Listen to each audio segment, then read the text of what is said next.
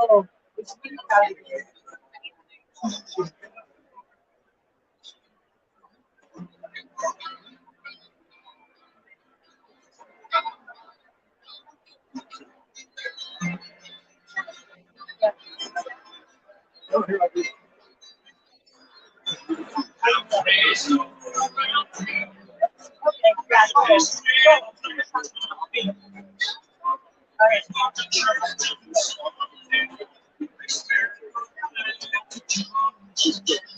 So it's so crowded out there. It's not hard to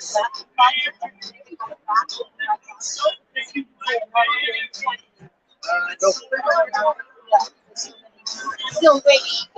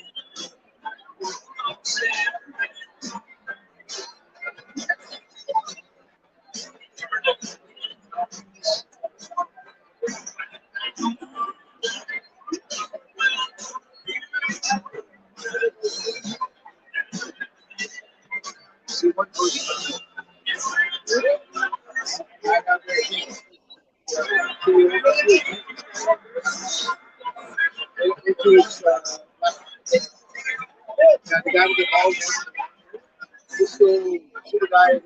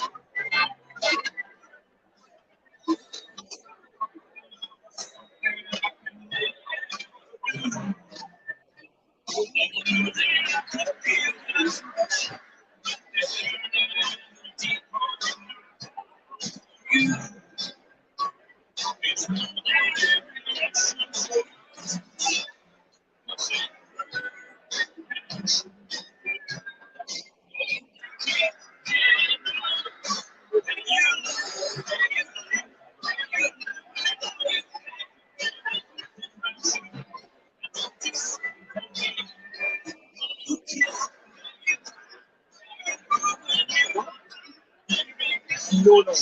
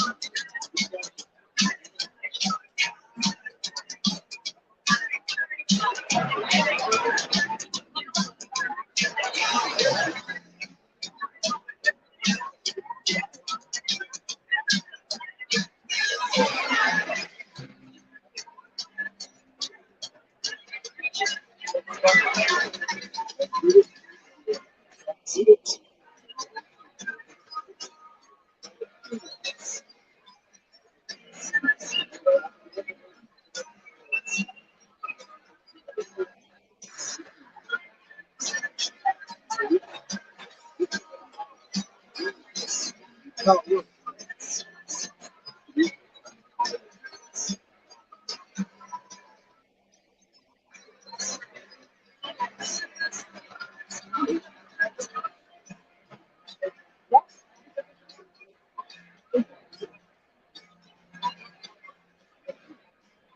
Wow.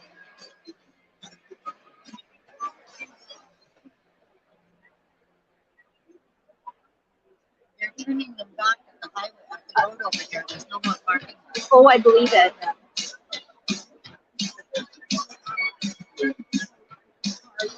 Nope.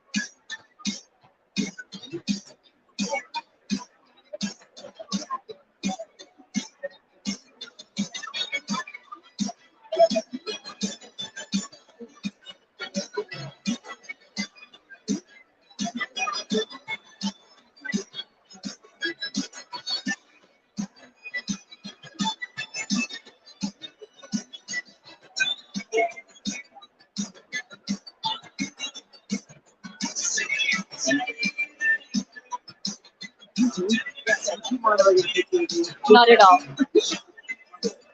I got it. Sorry. Okay.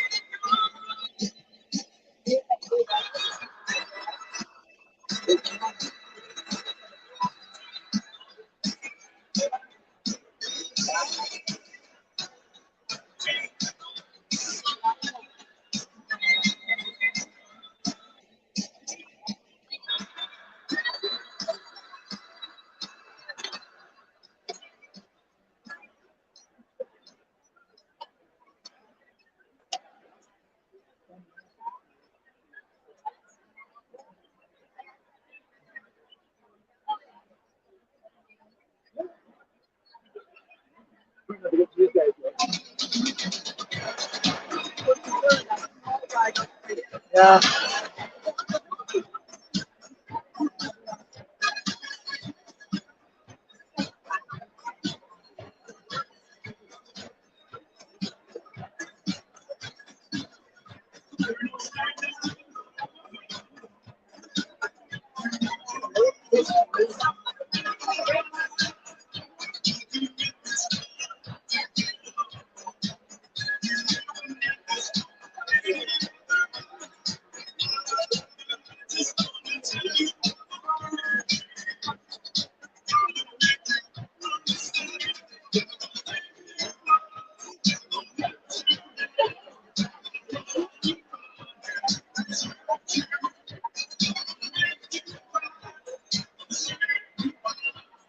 When you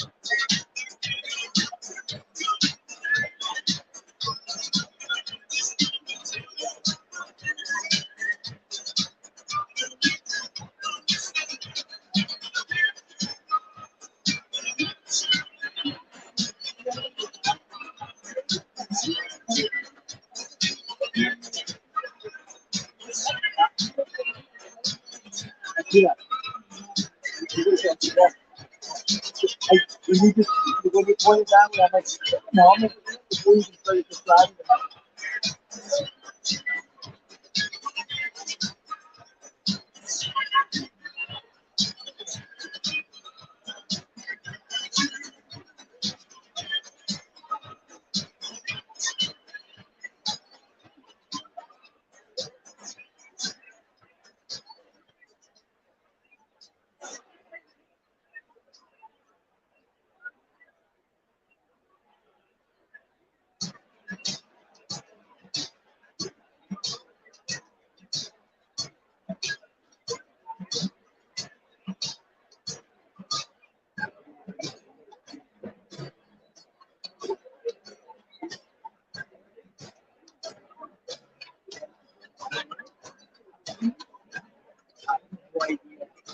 Maybe half an hour, the most.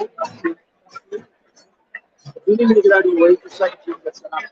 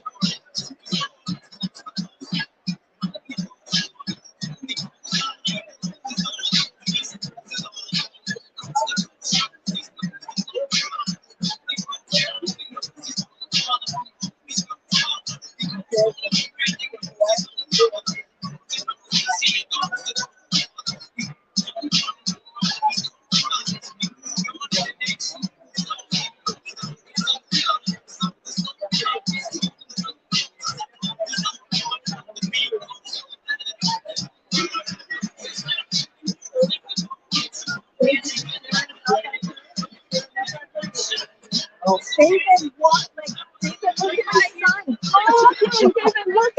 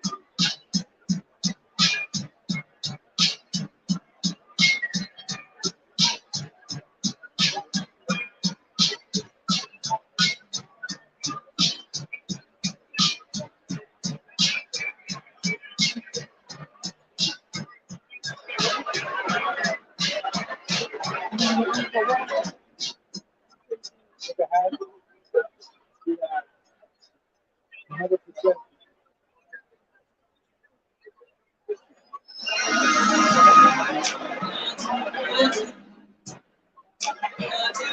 late.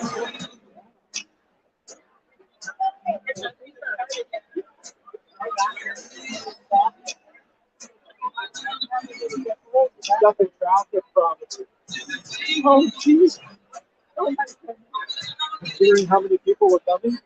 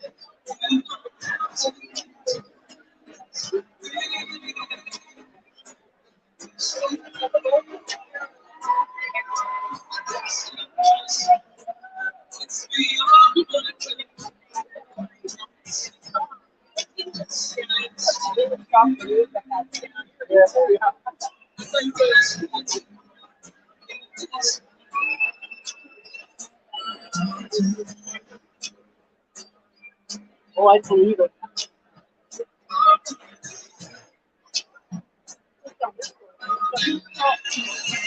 They are.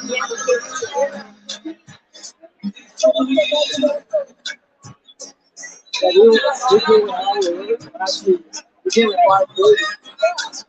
We backed up to we're like, we can't be everyone living in a little space. That's just subdivision.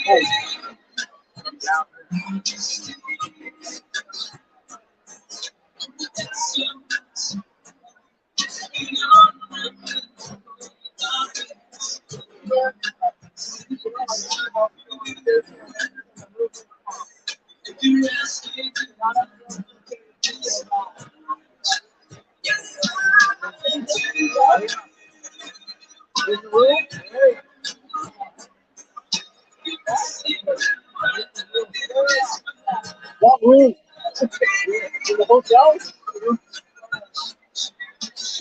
He's in the room. You hear it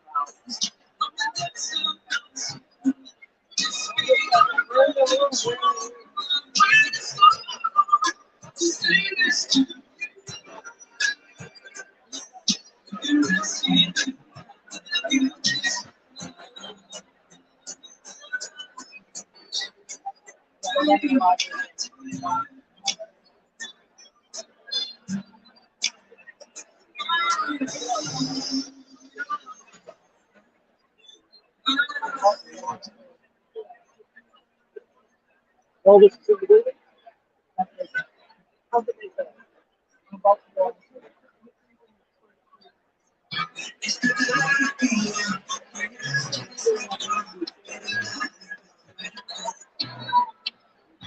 I just said, I'll just walk out.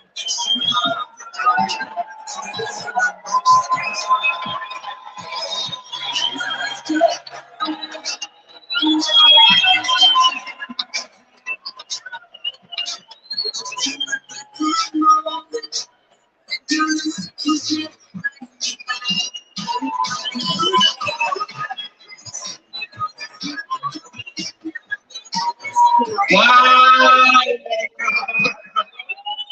Hello, Edmonton! And surrounding area! I'm Tim Uphold, Member of Parliament for Edmonton Mill Woods, and a proud member of Pierre's national campaign. And I'm Sharon Stubbs, a Member of Parliament for Lakeland. Thank you all for being here tonight. And we have some amazing members of our team here joining us today. Member of Parliament Gerald Soroka is here. And B. Michael Cooper. Member of Parliament Jasraj Singh, Highland from Calgary. Member of Parliament Dane Lloyd. And former Member of Parliament Pierre is also here.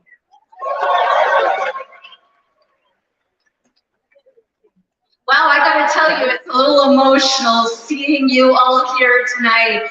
Let's start with a round of applause for each and every one of you taking the time to become involved in the political process, to exercise your power, and to make the impact that you all can have.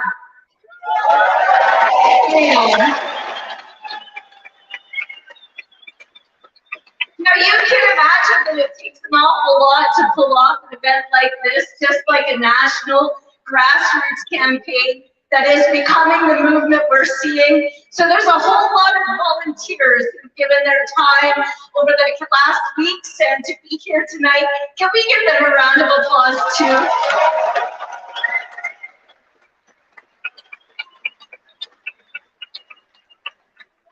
I have one question, and why don't you all let me know the answer? Do you all want to see Pierre Poilievre become the Prime Minister?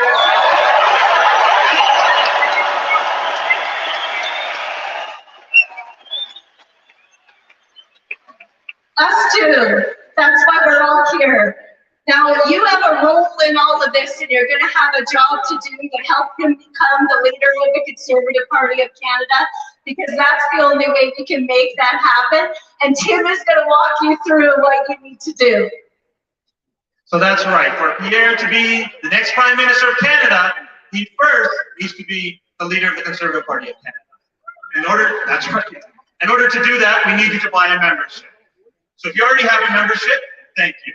For everybody else, we need you to get a membership. If you have this card, scan the QR code. It'll take you right to the website to get your membership. It's $15, and when you vote, that's going to help Pierre become the next leader of the Conservative Party. A lot of people feel that if they get emails from the Conservative Party, well, you must be a member. That's not true. They will email you anyways. So please, buy a membership. It has to be a current membership. And please buy that membership before June the 2nd. And then you will get a ballot, and you're going to vote for Pierre to be the next leader of the Conservative Party of Canada.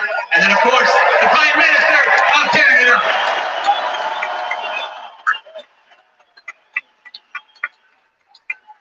And just so you know, everybody even 14 and up can buy a membership and join our party and impact that outcome. So make sure that every one of you buy a membership and you get everybody else you know to do so too. I just want to talk to you about why I think all of you are here in this room, and why don't you let me know as we go along what you think about this. Here's why I'm supporting Pierre Poilievre, and why it was a very easy and obvious choice. Pierre says the exact same things in French as he does in English. He says the exact same thing in the West as he does in the East. He is going to say and do the same things as the leader of the Conservative Party of Canada, as he's saying to you and promising right now to get your vote to help him become the leader. And isn't that the kind of leader we all want?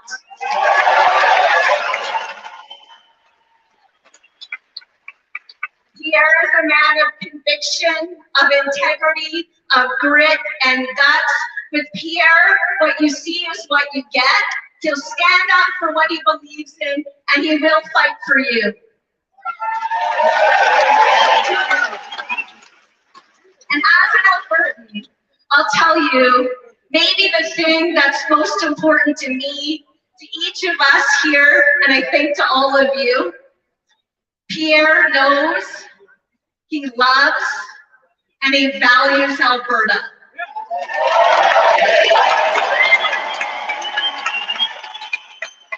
As leader of the Conservative Party of Canada and as the Prime Minister of our country, he will never take Albertans for granted, and he knows that a strong Alberta is a strong Canada.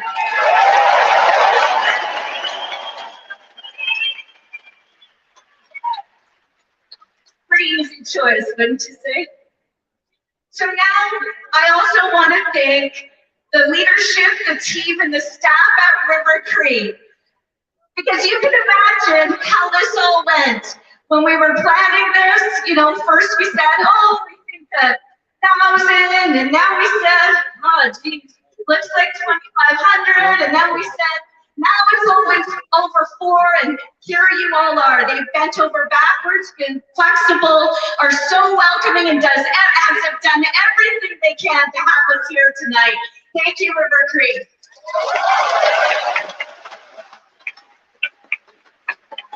So now, it's my great pleasure, truly I'm grateful to do this, it's my honor to introduce to you the humble, adventurous, groundbreaking, entrepreneurial, engaging, servant leader of Enoch Cree Nation, Chief Billy Morin.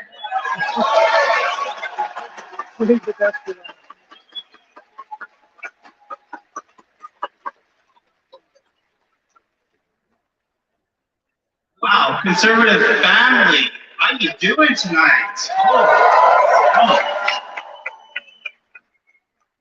So I did practice, and this is my first line. Man, you know when they used to, like, this doesn't look like Redmonton to me. Remember they used to call us that around this region? Redmonton? This doesn't look like Redmonton to me. But in all seriousness, I am Chief Billy Morin, and I am so honored to be here tonight. And you know, I'm a proud Canadian, I'm a proud Albertan. I was born in the city of Edmonton, but I'm also proud to be the Chief here in Enoch Cree Nation.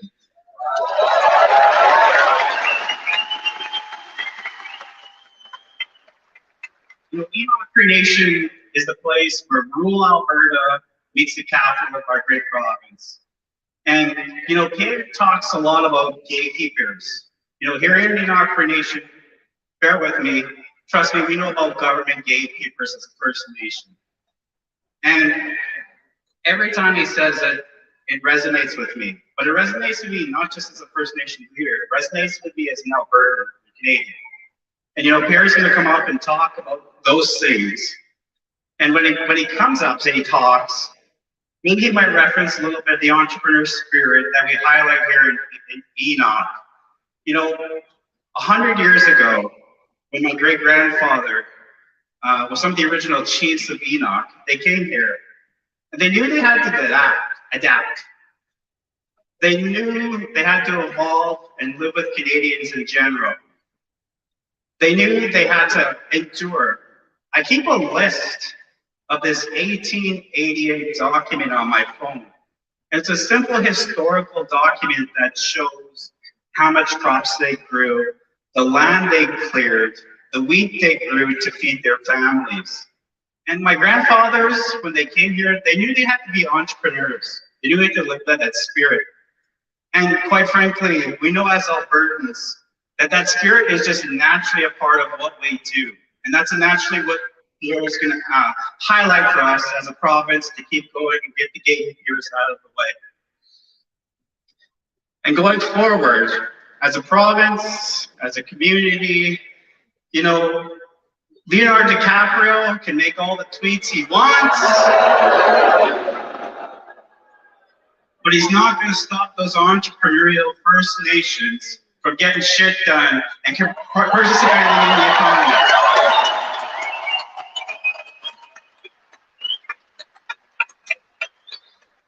So tonight, I'm proud to stand here on this stage with your conservative representatives in Ottawa, with Pierre coming out next, and to say, you know, this is the leader. This is the leader we need to highlight the drive, to highlight the spirit, to highlight Alberta's entrepreneurialism, to get government out of the way, to get the economy back on track.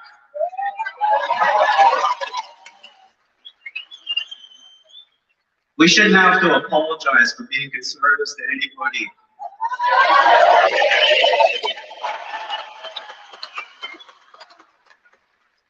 And this is the leader that's going to take this movement all the way to Ottawa and become our next Prime Minister. So it's my honor to introduce my friend, Pierre, the next Prime Minister of Canada.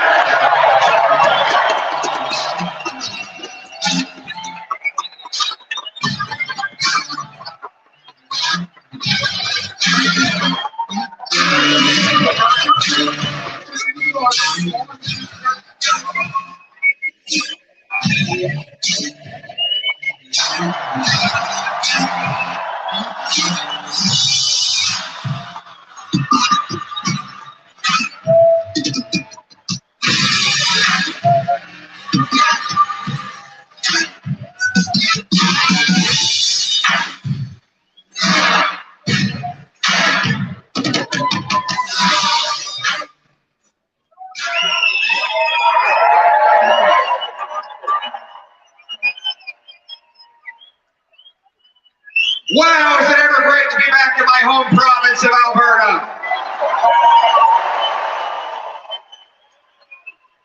This piece of heaven we found, Rocky Mountains and black fertile ground. Everything we need is under this big blue sky. We are Alberta born, Alberta bred, and Alberta bound.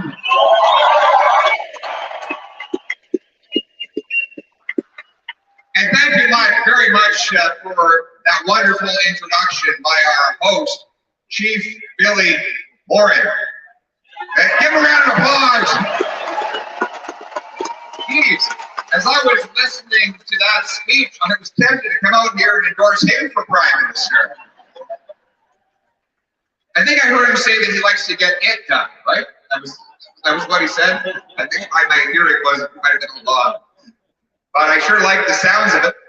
I gave him a call a little while ago when I was thinking about running for Prime Minister. And, oh, hi there. See you guys. I guess we ran out of seating, so we needed to improvise a little bit. Good problem to have, too many supporters, eh? So I said to Chief Billy Morin, I said, look, I need your advice. I need your direction. You're a very successful leader. I'm thinking about running for Prime Minister. And I want to know what you think. And he said, first of all, I have a question for you. Pierre, do you believe in free speech?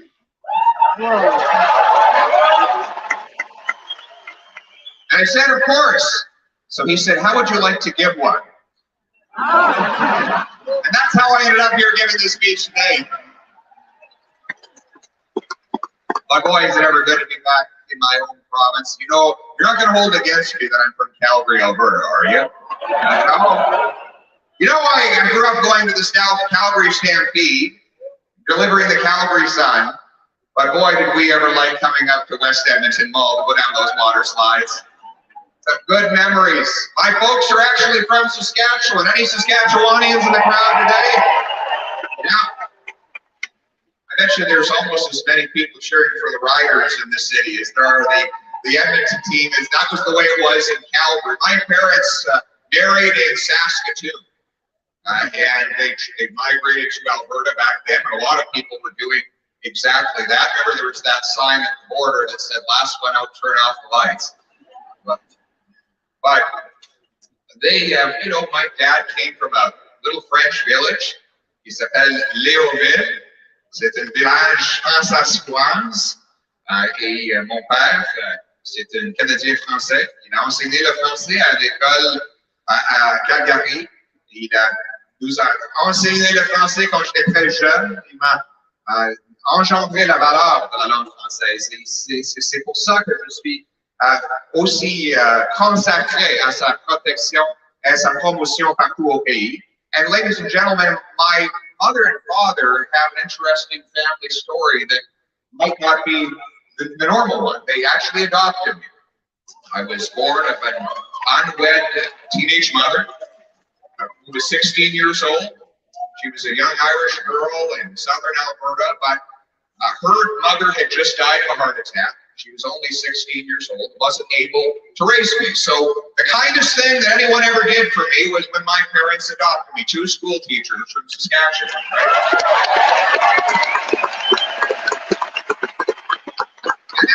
me that the kindest generosity comes from the loving hands of family and community, not the heavy hand of the state, right? Makes me wonder where they got those values. You all know where they got them, right here in Western Canada. Because my story, though it's a little bit different than Chief Warren, I found myself relating to what he said. He talked about his grandfather from 100 years ago and the values that he had to live by in order to survive in this rough terrain and continue the traditions since time immemorial of his people. Well, my great-grandfather came from France to Saskatchewan about 100 years ago as well, for the same reason that people come here today in wave after wave of immigration. It's not for the warm weather, folks. It's not for the free stuff, it's for the freedom, right? It's for the dream of carving a little piece of paradise out of that big, flat, frozen piece of land called the prairies. You know, they came here at a time when roughly Prime Minister Laurier was in power. And he was asked, what is Canada's nationality? Now, if he had been a European Prime Minister, it would have been really easy. He would have responded with the local ethnicity. In Scotland, Scottish.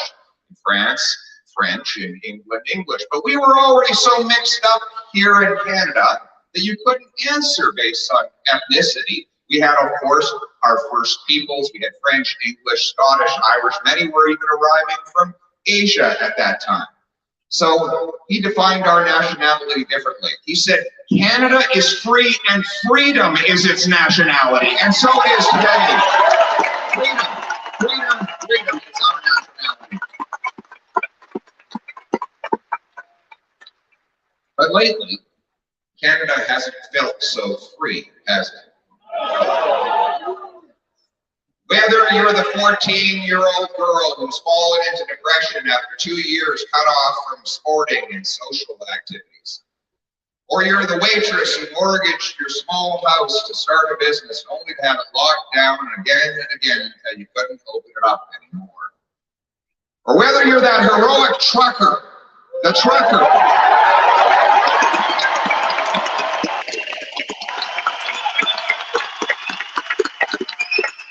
who courageously delivered goods and services across our borders for 2 years without a vaccine and was called a hero until suddenly the Prime Minister declared that he was a germ-spreading villain, even though this same trucker is the least likely person to ever spread a virus because he's all alone in a truck all day, right?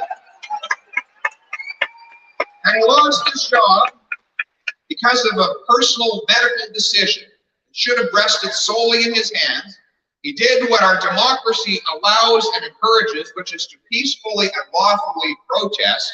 And then all of a sudden, liberals like Jean Charest and Justin Trudeau called him a criminal. Right? You know what?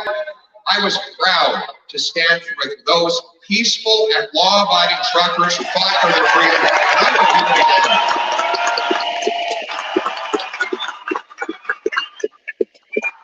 And not only that, I am proud to stand with these conservative members of Parliament as we continue the fight to put a permanent end to the vaccine mandates and the vaccine passports and restore our freedom.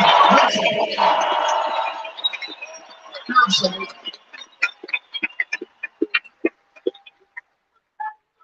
Thank you. I'm proud of you too. God bless you. It's great to be with you. Are there any truckers in the crowd today? Give them a round of applause.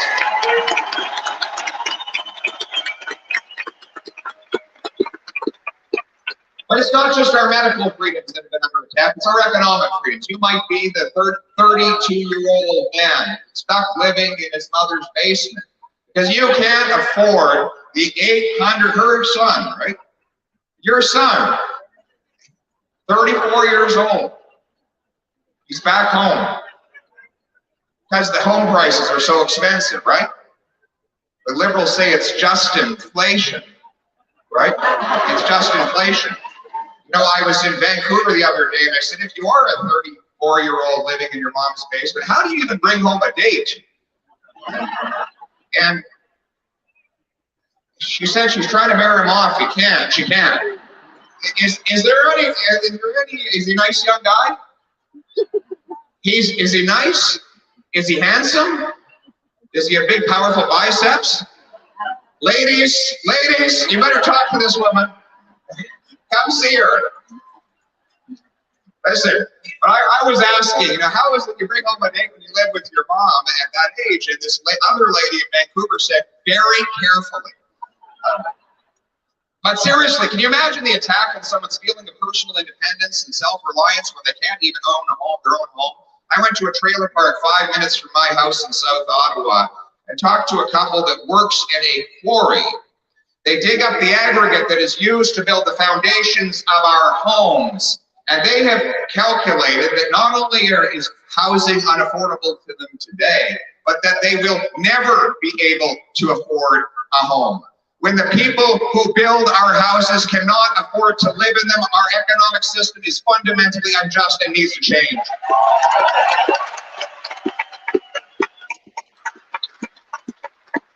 And then there is the single mother who's skipping meals so that her kids don't have to after food inflation has meant that 4 out of 5 families have to cut back on their diets just to afford nutrition.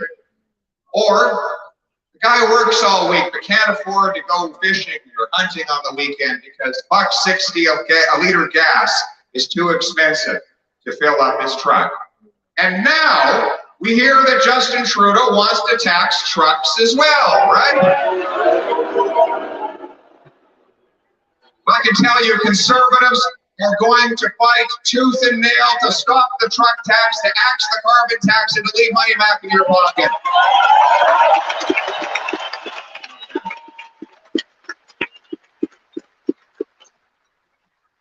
She just gave me a secret message. I'll tell you about it in a minute. But, the first thing that we have to do in this country is acknowledge that a dollar left in the hands of the person who earned it is always more powerful than in the hands of the politician who taxed it. That's the principle that we got. Mark Twain said that the 2 most important days in your life are the day that you were born and the day you find out why you were born. Why? Why is the most important question in anything you do. So why am I running for Prime Minister? To put you back in control of your life by making Canada the freest nation on earth.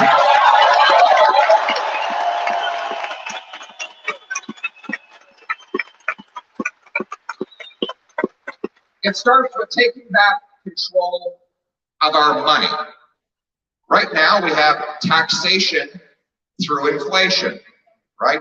Government is creating cash out of thin air to fund its irresponsible spending. $4 chasing fewer goods always leads to higher prices, right? It's the oldest trick in the book. When politicians, kings, emperors, and other irresponsible leaders run out of cash to tax and borrow, they just create more cash.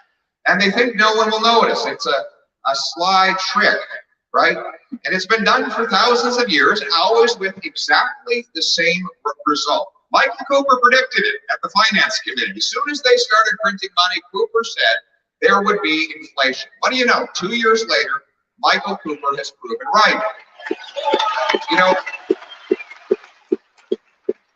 King Henry VIII did it, right? He's known for chopping off the heads of his citizens, but he should also be known for chopping off the edges of his coins.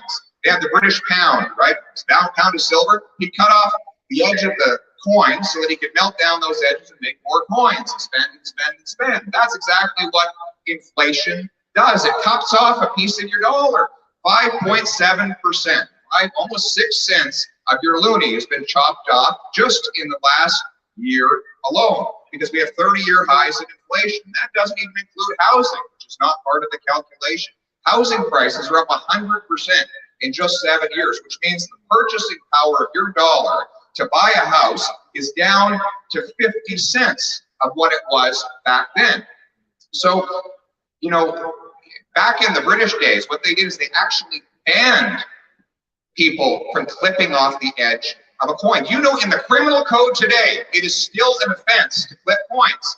Anybody have a quarter? Anybody have a quarter out there? If you have a quarter, pull it out of your pocket. You're going to notice something interesting. There are ridges around the edge of that quarter, right?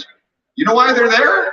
So that people will notice if you clip the edge off and try to use the metals inside it for some other value or to multiply more coins. But it's somehow what is criminal for you to do with your quarter is legal. Give me that quarter over there. I'll give it back, I promise. I'm not liberal.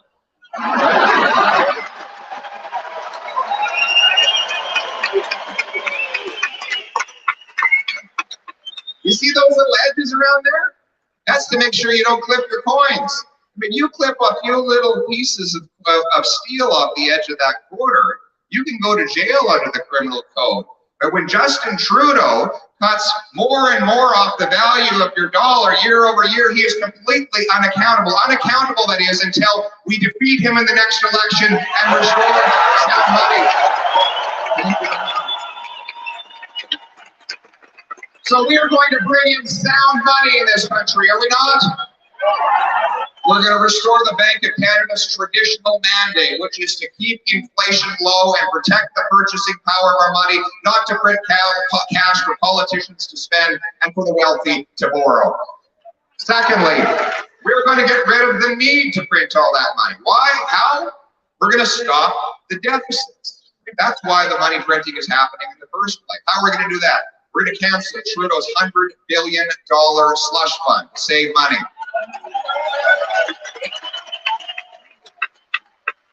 And you know that infrastructure bank? You know, we need infrastructure in this country, but we don't need another bank. The only reason they set up this bank is to protect construction companies against losses when they go over budget or come in past their due date. Now, the free market doesn't work that way, my friends. If a company comes in under budget, they should make a profit. If they go over budget, they should pay the price, not taxpayers. That's the market. Risk and reward go together. Profit and loss go together. That's the free market system, and that's why I will axe the multi-billion-dollar infrastructure bank to save money for taxpayers.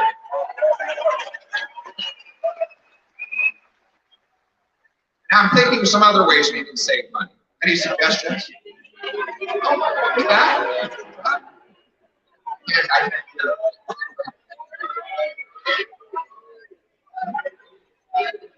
Oh, I think I just heard it. We're going to defund the CBC.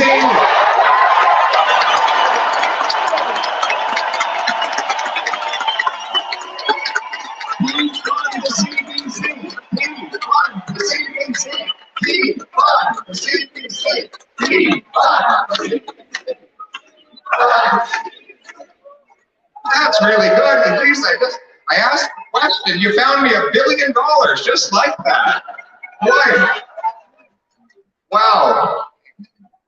That's right. So in other words, we're also going to bring in some common sense spending rules. Now, when Chief Morin makes a financial decision in his community, he pays for it with real money.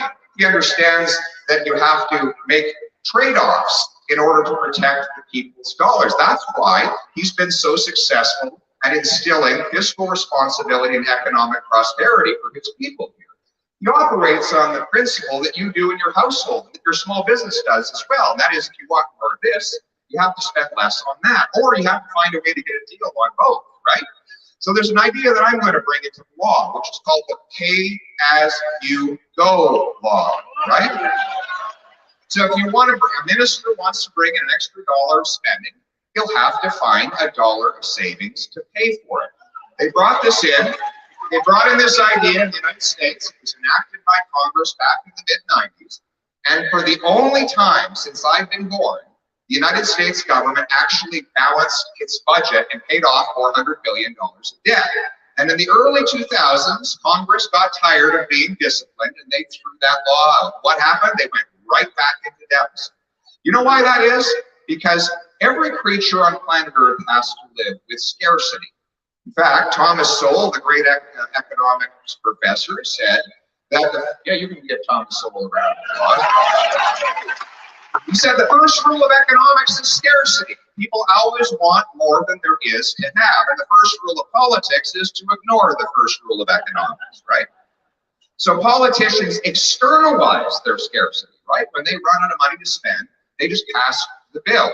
Well, we're going to put an end to that with a pay-as-you-go law so that they have to live with the same scarcity everywhere else, and that politicians have to start pinching their pennies just the way everybody else does.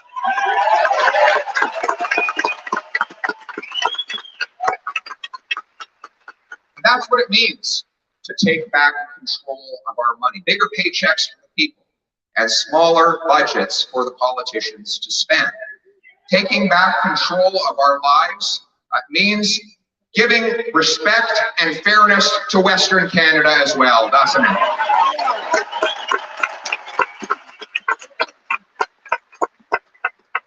When Pierre Poilievre becomes Prime Minister, because of my deep and proud Western roots, I will ensure that the era of telling Albertans to pay up and shut up will forever be over.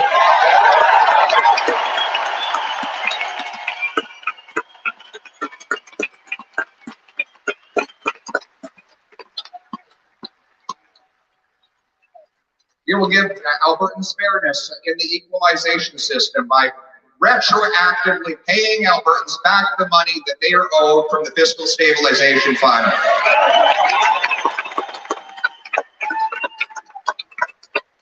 And every single electoral redistribution, I will fight to see Alberta get closer and closer to full per capita representation in the House of Commons. I will only appoint senators from this province that are elected by the people of this province.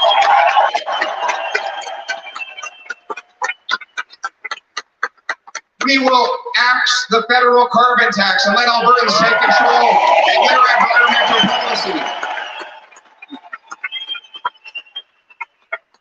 And we will, for the national interest, not just for Western interest, but for the national interest, unleash the production of the most responsible and environmentally ethical energy anywhere in the earth, right here in Western Canada.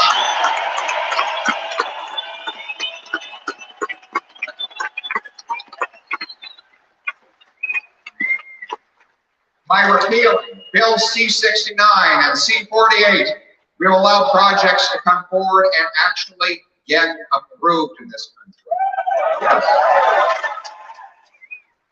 You know, now Justin Trudeau's having an epiphany, right?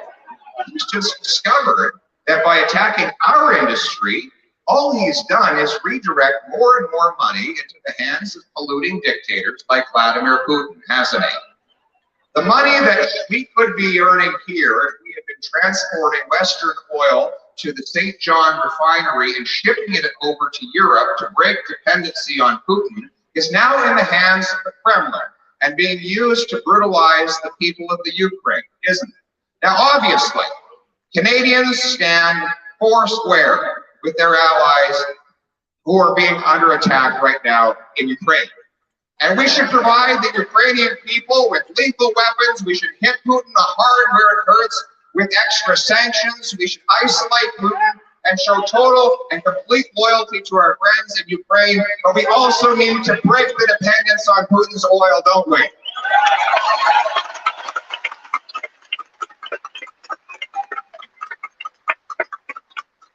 Oh, you mentioned Saudi Arabia. We'll get to that in just a second. Right? So here's how we're going to do it. By removing the regulatory gatekeepers created in C-69, the Noted Pipelines Bill, removing the export ban on the northwest coast of British Columbia, and speeding up approval for projects, we will get more of our energy produced and make this an attractive place for businesses to invest. So let's go through some of the things that we can accomplish together. One, we will simplify the rules and even grant advance permits so that we can open up the Arctic Gateway, a new tripping route from northern Alberta all the way to the Port of Churchill to ship out through the Arctic. They'll write President Biden and will say, and we noticed that you're depleting your strategic reserves of oil and that you're begging Venezuela for their energy. How about you look right north of you to your best ally and best friend on earth and approve the Keystone Pipeline.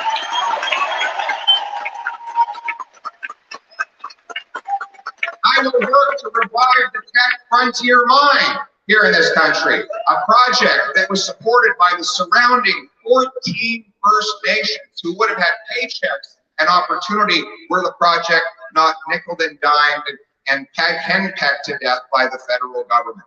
And I will support any efforts to build an environmentally responsible energy corridor right across the country so that we can get Western energy to Eastern markets. And speaking of Saudi Arabia, by the way, this was the secret note that she sent me earlier. Everyone want to see it? Here it is. Yes. Support Canadian oil and gas. And I know she said Canadian. You know why that's important? Because it's an energy sector right across the country. You know, right now, we are importing 130,000 barrels of overseas oil, almost all of it, at the St. John refinery in New Brunswick. Most of that oil comes from Saudi Arabia, right? St. John.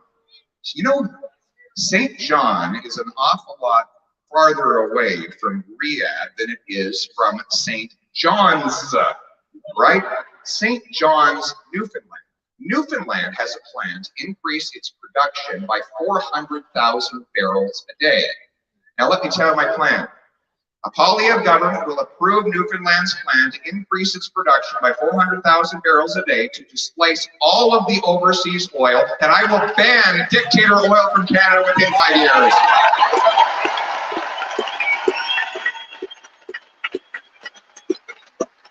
Thank you for that suggestion.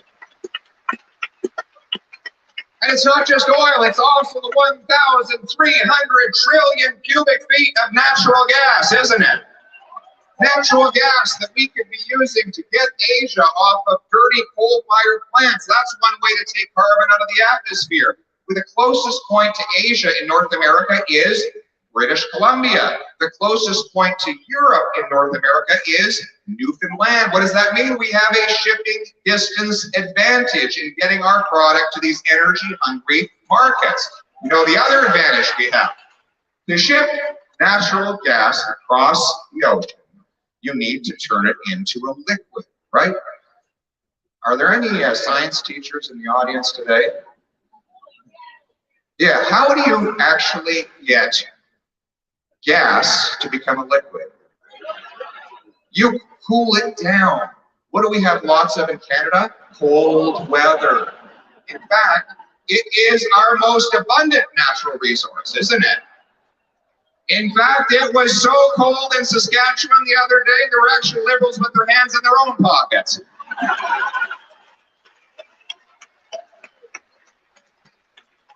So the Newfoundland, like, they think it's funny because they're kind of confused. They're like, wait a sec here, there are no Liberals in Saskatchewan. Chaz was totally confused about this. Saskatchewan. Who is that guy who's the Liberal in Saskatchewan? But anyway, back to Newfoundland. Newfoundland's plan is to pipe natural gas from its offshore oil field onto a floating vessel where they'll cool it to minus 161 degrees, liquefy it, ship it off to Europe, break European dependence on Putin, take dollars from dictators and transform it into paychecks for our people. Isn't that a plan? And if we want to fight for our environment, here's the way to do it. Why don't we harvest those green minerals here in Canada? We have lithium, cobalt, graphite, but if you can't get it done, if you have to wait 7 years to get a mine approved, let's get the gatekeepers out of the way so we can mine those materials for electric cars and solar panels right here in this country and take control of our energy future at the same time. Nobody knows the potential of our energy sector more than our First Nations. Chief Morin will tell you that, for example, the project to ship products off of through the Hudson's Bay at the port of Churchill is owned by 28 First Nations people, 30 First Nations communities. 32 out of 40 First Nations along the route of the proposed Northern Gateway pipeline supported the project.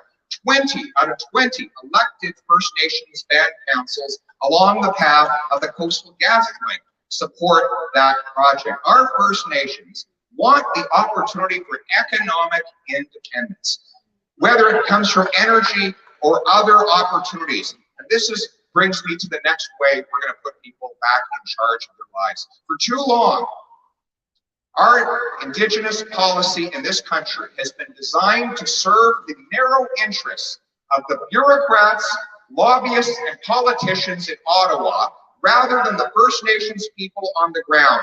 I will put First Nations people back in charge of their land, their money, and their futures.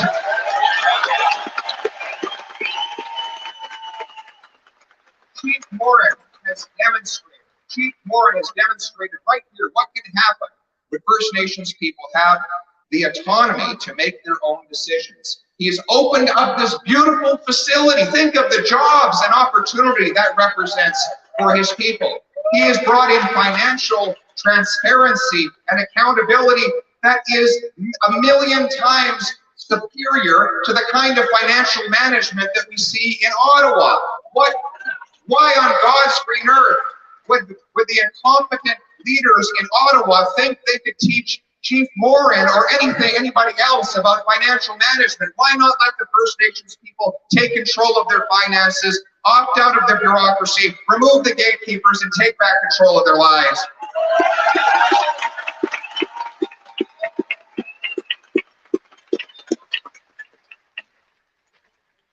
We're also going to remove the gatekeepers so that we can have more doctors, engineers, plumbers, electricians. How many of you in this room don't even have a family doctor? Put up your hand.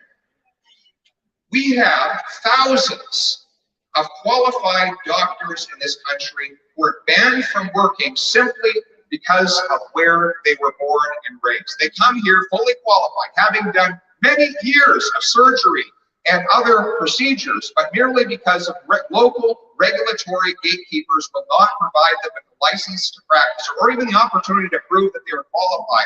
Many people go untreated. I think of how angry it makes me when I'm sitting in the emergency room with my 3-year-old daughter who has a migraine, and I'm watching all these little kids cry because they can't see a family doctor, when we could be employing our immigrants in those high-paying jobs serving our communities. In fact, it's not just medicine. I once had the head of the aviation authority who was in the aviation association, who was in our industry committee. He told the story of an aviation mechanic that was working on Air Canada planes over in Germany when they land down there. He moved to Canada and they deprived him of the ability to work on the very same planes. None of the planes fell out of the sky.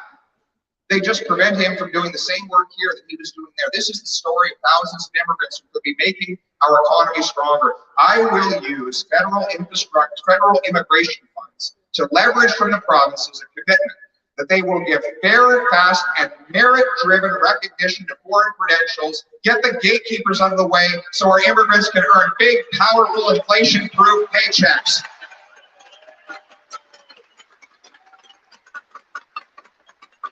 Getting rid of the gatekeepers is not just about opening up our economy, though. It's about getting rid of the speech gatekeepers as well, right? These are the people who think they can tell us what to see and say online. They're the people who harass and discriminate against our young people at university simply because they don't accept the woke ideology that the professors attempt to impose upon them. We know what this woke movement is all about. Are there any woke folk in the crowd today? No woke folk, no. They want us to be woke and broke, right? They're woke, but they're not awake, right? What the woke agenda is about is dividing people. They divide people on race, ethnicity, gender, sexuality, and most recently, vaccination status, right? And you watch, within another year, they will have invented a new and another artificial distinction by which they can divide us. Now, why did they do this? It's a very deliberate strategy. It's called divide and conquer, right? The idea is if they can make you fight with your neighbor Be afraid of your coworker. Turn against your truck driver. Be afraid all the time that you might just turn to the state and ask it to take more and more power to protect you from all the scary citizens that are around you, right? That's the strategy. Well, my friends, the reality is that this country has thrived not by dividing people on these artificial fault lines, but by uniting us by what we all have in common. A Prime Minister Poilievre will stand up for the basic principle that every single Canadian is equal regardless of race, gender, ethnicity, vaccine status, or any other irrelevant characteristic.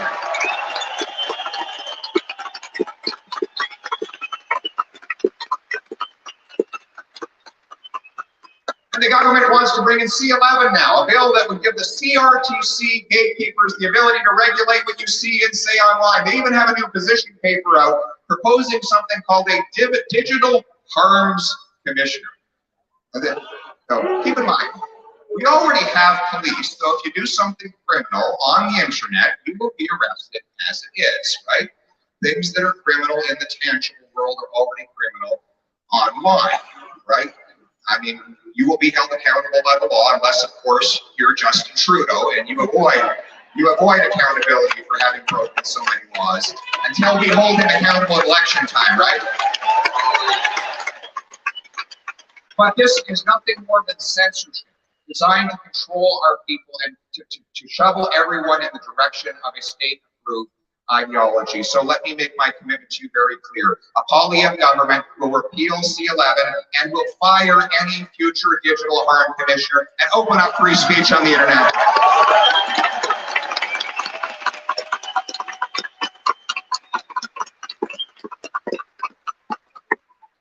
What we're doing here is removing the gatekeepers to give people back the freedom to control their lives, to unleash the potential of our population, fulfill the promise that brought so many immigrants here to this country over so many hundreds of years, to fulfill the dreams of Chief Morin's grandfather, who helped clear the land and build the future that we all enjoy here today.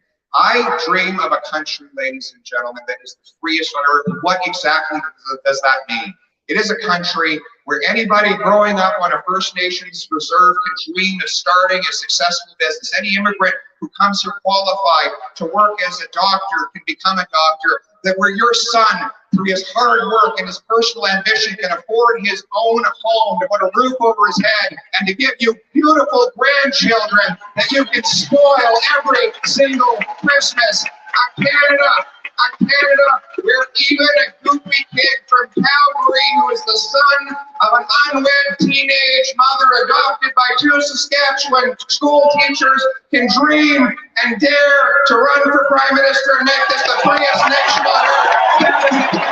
We're bringing together. God bless you. God bless Alberta. God bless Canada. Thank you.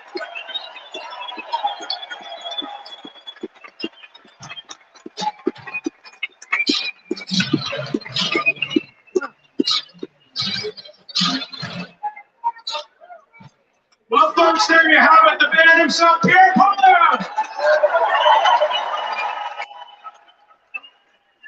Our Dane Lord, Member of Parliament for this great riding of Sturgeon River Parkland and the nation of Enoch on Treaty 6 territory where we're standing today. Let's give a round of applause for Chief Billy Morin. Well, it's getting hot in here, that's for sure. But you know who's feeling the heat tonight?